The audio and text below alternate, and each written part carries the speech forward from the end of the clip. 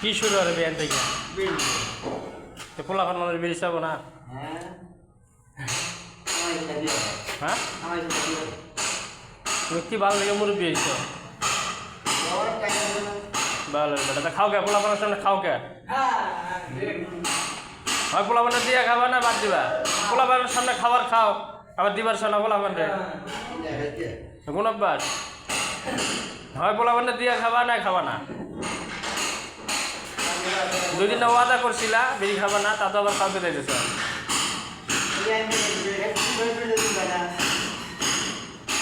খালার পোলা সুকুম বোধের বাচ্চা